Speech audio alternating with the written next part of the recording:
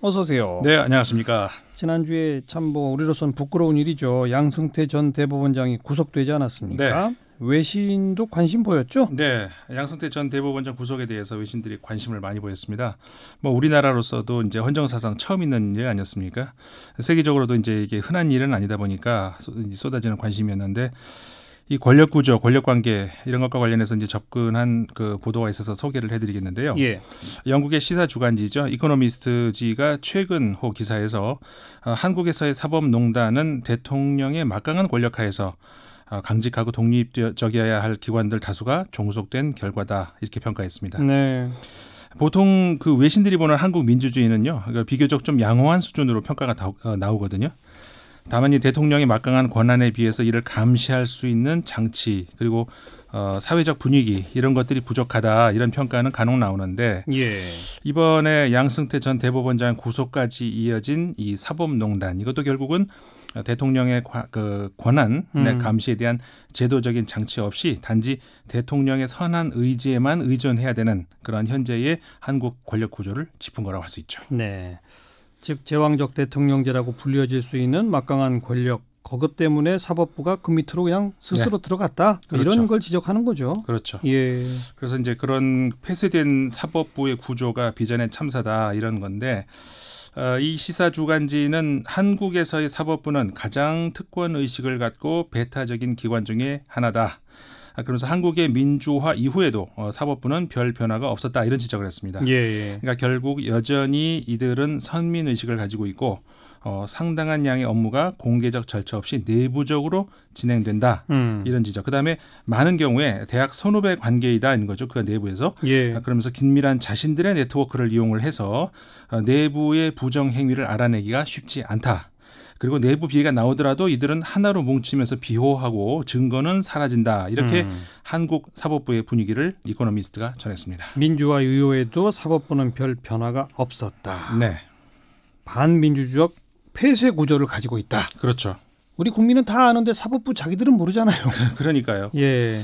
그래서 이제 이코노미스트지가 한국 국민들 이야기도 합니다. 한국 국민의 80%는 여전히 사법 개혁이 필요하다. 그리고 다수는 이 국가기관 내의 중대 범죄자들은 그 독립적인 수사기관에서 수사가 필요하다고 생각을 한다. 이렇게 네. 보도를 합니다. 예. 여전히 국민들의 사법 의지, 사법 개혁 의지가 강하고 여전히 필요하다고 이제 전하고 있는데 예. 이 언론은 이번 양승태 전 대법원장의 구속은 물론 희망적인 신호지만 일부의 구속만 가지고는 사회적 변화를 이야기할 수가 없다. 그러면서 이제 사법부와 재벌과 같은 우리 사회의 마지막 개혁 대상에 대해서 여전히 과제가 남아 있는 것으로 보도를 했습니다. 네. 그 예를 들어서 이 재벌 같은 경우에는 외신들이 가장 많이 얘기하는 그 개혁 대상 아니겠습니까? 그렇죠. 이번에 예를 들어서 그 최근에 문재인 대통령이 뇌물 공여 혐의로 집행유예 판결을 받은 이재용 삼성 부회장을 청와대로 초대한 것 이걸 예를 들면서 이게 이제 투명하고 공정한 사회로 가기 위해서 한국이 아직 얼마나 먼 길이 남았는가를 보여주는 것이다. 예. 그러면서 이제 국민들이 체감할 만한 변화를 만들어내기 아직 갈 길이 멀다는 사실을 보여주는 사례로 지적을 했습니다. 영국의 이코노미스트죠. 네, 참 수준이 있어요. 네. 그렇죠. 그리고 그 한일 외교 갈등 문제, 이게 한국과 일본의 언론은 소개 안 하셔도 될 것 같고 제3국 언론이 이 문제 어떻게 보도하는지 좀 정리가 될까요? 네, 이게 점점 우려가 많이 나오고 있습니다. 한국, 일본 두 나라 사이에 놓여 있는 깊은 앙금, 반목 이런 것들이 최근 들어서 이제 점점 외신들의 주목을 끄는데요. 네. 특히 그 이제 사실관계 전달은 이제 많이 나왔었고 이제는 우려 섞인 반응들 점점 많아지고 있습니다. 예. 최근에 프랑스의 피가로 신문이 이 한일 양국이 전 분야에서 다투고 있다 이렇게 제목을 뽑으면서 그 하나 예를 들었습니다. 과거 프랑스 철학자였는데 그 레이몽 아롱이라는 철학자의 유명한 말로 양국 관계를 표현했는데요. 평화는 불가능하지만 전쟁 가능성도 없다. 그러니까 이게 20세기 중반 냉전 체제를 한 문장으로 표현한 그 유명한 문장이었는데요. 그렇죠. 근데 이게 바로 한국하고 일본 현재 상황이 그렇다는 겁니다. 네, 네. 그래서 이 신문은 그 한일 양국이 과거사 문제에서 시작한 갈등이 이 제국주의 당시 일본 당시 그 한반도 착취에 나섰던 기업들에 대한 손해배상 문제 그리고 최근 들어와서는 이 해상에서의 군사력 마찰까지 이어지고 있다는 건데요. 예. 그 갈등이 최근에는 중국과 북한이라는 이제 공동 위협 대상 이 있었고 그다음에 미국이라는 공동 우방국 있어서는 균형주 그 역할을 해왔는데 그 덕분에 지금까지나마 그나마 이제 유지가 되었었다 이렇게 평하고 있는 거죠. 근데 그 동북아 질서가 지금 좀 약간 그 변화 조짐을 보이다 보니까 한일 갈등이 커졌다 이거군요. 그렇죠. 그래서 이제 그런 요인, 그다음에 거기 덧붙여가지고 또 하나 요인을 들고 있는데요. 양국 지도자의 성향이 전혀 다른 것도 한몫하고 있다. 이렇게 이 신문이 말을 하고 있습니다. 네. 이 신문에 따르면은 일본의 아베 총리는 보수주의자이면서 국가주의자, 내셔널리스트라고 표현을 하고요. 반면에 문재인 대통령은 인권 변호사 출신의 전혀 다른 배경과 정치적 성향을 가지고 있다. 예. 그래서 그것 때문에 더 갈등이 심화되고 있다. 이렇게 이 신문이 보고 있습니다. 예. 근데 이제 여기서 사실 우려스러운 게 하나 있죠. 얼마 전에 이 코너에서 교수님도 말씀하셨습니다만은 이 한일 관계에는 단순한 기계적인 대립 관계 그 전에 원칙의 문제라는 거 있지 않겠습니까? 그렇죠. 이번에 돌아가신 김복동 선생님 마지막 외침 있지 않습니까? 예. 불의를 인정하지 않고 단순한 갈등처럼 몰고 가려는 일본 현 집권층 의도에 대해서 우리는 그 싸움을 포기하면 안 된다. 이런 원칙의 문제인데 이런 문제가 외신을 통해서 이게 단순한 그 이웃 국가끼리의 갈등으로 고착되고 있는 거 이거 우리가 좀 경계를 해야 된다. 그래야죠.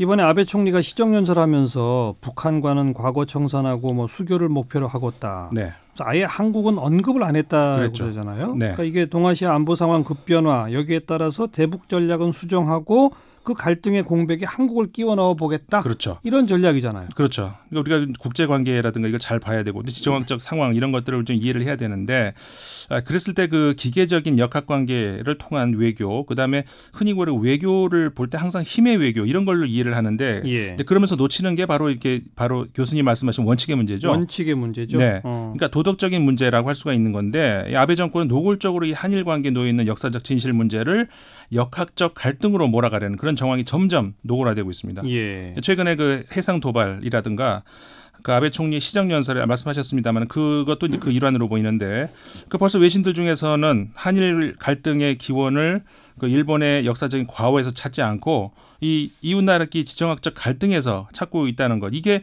일본의 전략적인 효과 벌써 나타나고 있다는 거거든요. 네네. 그러니까 북한과의 갈등 공백 이 빈자리에 한국을 이제 끼워넣으면서 일본 보수 진영의 결집 효과도 얻고 또 대외적으로는 국제사회에 지금 좀 전에 우리 본 것처럼 중립적인 양비론 이것까지 얻어내는 이 효과를 톡톡하게 보고 있다는 거죠. 네.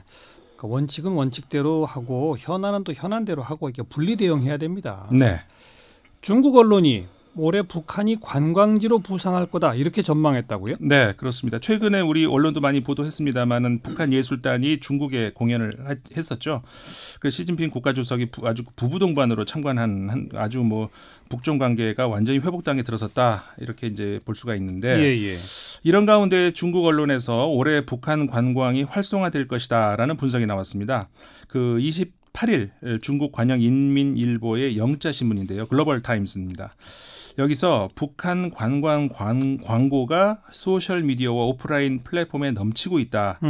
중국 관광 관계자들이 호황을 기대하고 있다. 이렇게 보도를 했습니다. 예. 이 신문은 일단 오는 4월 평양에서 열리는 제30차 만경대 국제 마라톤 대회가 이제 주목을 끌고 있다. 이렇게 얘기를 하고 있는데 그 지난해 남북 화해 분위기 속에서 또 이 판문점을 찾는 외국 관광객들도 8만 명에 이른다. 네. 이렇게 보도를 했습니다. 지금 그 국제사회에 대북 경제 제재가 있기 때문에 네. 북한의 뭐 투자 유치 이런 건 안 되지만 안 되죠. 관광은 가능하잖아요. 그렇죠. 그래서 이제 그 인민일보의 평양 특파원의 이제 인터뷰에 따르면은 그 북한의 관광 시설과 인프라가 이제 개선되고 있다고 합니다. 그러면서 북중 수교 70주년 아니겠습니까, 올해가? 예. 그래서 올해 북한은 이제 관광 사업의 특수를 누릴 수 있을 것이다 이렇게 말을 하고 있고, 그래서 이제 그 말을 그대로 이제 해서 이제 글로벌 타임스가 보도를 했거든요. 지난해 이후 실제로 북한을 방문하는 중국인 수가 크게 늘었다고 합니다. 네. 그래서 이제 관광객 수가 이미 전체 북한 외국 관광객 수의 80%를 차지를 했다고 설명을 하고 있는데 압도적이네요. 그렇죠. 중국이. 예. 근데 이 특파원에 따르면은 이달 말에 있을 북미 정상회담이 잘 성공의 진행만 된다면은 앞으로 이제 서방 관광객의 북한 방문도 더 늘어날 가능성이 크다. 이렇게 예상을 했다는 거거든요. 예. 글로벌 타임스는 그 한 북한 관광 그 전문가 말을 인용을 해서 2018년 이후에 북한 관광 서비스 품질을 크게 개선하고 있다 이렇게 얘기를 합니다. 네. 그래서 북한 내의 호텔의 리모델링이라든가 관광버스 개조 이런 작업이 지금 이미 진행되고 있다고 하는데, 그래서 좀 북한 여행사들은 영어를 구사하는 가이드를 최근에 추가로 고용을 하고 있다 이런 소식도 전했습니다. 그래야죠. 네. 또 외신에서 주목한 우리 한국 이야기 뭐가 있나요? 이번에 경제 이야기입니다. 네. 미중 무역 전쟁 이후에 많은 사람들이 우리나라에 미칠 악영향 걱정 많이 하지 않았습니까? 그래요. 미중 간의 이 갈등 속에서 수혜를 보는 나라가 나올 수 있는데 그 중에 하나가 한국이다. 이런 분석이 나왔습니다. 악영향이 아니라 우리가 수혜를 본다? 네. 이거는 영국 파이낸셜 타임스가 지난 24일 보도한 건데요. 예. 이 신문은 미국과 중국이 무역 갈등을 벌이고 있는 사이에 한국과 멕시코 그리고 영국이 조기 승자가 될 것이다. 이런 전망을 했습니다. 이 신문에 따르면 이런 현상은요. 이 미중 양대 경제 대국의 갈등이 세계 무역 흐름을 어떻게 바꿀 수 있는지를 보여주는 것이다. 이렇게 얘기를 하면서 예. 그 스탠다드 차터드 금융기관이죠. 여기에 분석을 인용을 해서 지난해 중국산 818개의 품목의 8월부터 10월까지 대미 수출이 그 전년 동기 대비 27% 감소를 했다고 합니다. 네. 여기 이로 인해서 최대 수혜국이 바로 멕시코였다 이런 얘기인데 예를 들어서 전기, 기계, 장비 이런 경우에 이제 같은 기간 중국 대미 수출이 10.3% 기록을 해서 예년 평균에 비해서 5% 하락했는데 네. 멕시코는 그 기간 동안에 미국 시장 점유율이 2.9%가 올라서 37.8%를 기록했다는 거거든요. 근데 그 바로 뒤를 이어서 한국이 또 역시 1.2%를 증가했다. 이렇게 이 신문이 전한 겁니다. 그러니까 미중 무역 갈등 때문에 중국은 미국 시장 내 점유율을 잃고 네. 그 빈틈을 우리 한국도 같이 들어간다. 그렇죠. 그래서 이제 우리가 미중 무역 갈등을 걱정한 거는 이제 중국으로 우리가 수출하는 비중이 너무 컸기 때문에 그런 거 아니었습니까? 네. 점차 이제 대중국 무역 비중을 줄이고 무역을 다각화한다면은 결코 우리가 꼭 손해를 보지만은 않는다는 점을 이제 실예로 보여준 건데요. 그 전기, 기계, 장비 품목 외에도 이제 원자력 발전이라든가 보일러, 기계료 뭐 이런 다른 분야에서도 중국의 그 미국 시장 점유율이 그 3.3% 포인트 감소했다고 합니다. 근데 그 자리에 역시 또 최대 수혜자 시장 점유율이 1.9% 포인트 상승한 영국이라고 하고요. 그 다음이 프랑스하고 한국이었다고 합니다. 예. 그래서 이제 분야마다 뭐 수혜국이 조금씩 다르지만 전체적으로 다 놓고 보면은 중국이 잃어버린 미국 시장 점유율 가운데서 86%가 영국, 한국, 캐나다, 프랑스, 멕시코 이렇게 5개의 나라가 나눠 가졌다는 거죠. 미중 갈등의 악영향만 우려했는데 또 이런 수혜도 있다. 네. 그리고 베트남에서 전해진 우리 한국인 관련 미담 소식이 하나 있다고요? 네, 이 베트남 언론에서 또 한국하고 베트남 간의 우호적인 관계에 좋은 소식이 보도가 됐는데 베트남 뉴스가 22일 보도한 내용입니다. 최영숙 교수라고 하는 분인데요. 예. 이분이 베트남 중부 고원 람동성이라고 하는 곳에서 현지의 장애 아동을 지난 8년 동안 돌보고 가르쳐왔다고 합니다.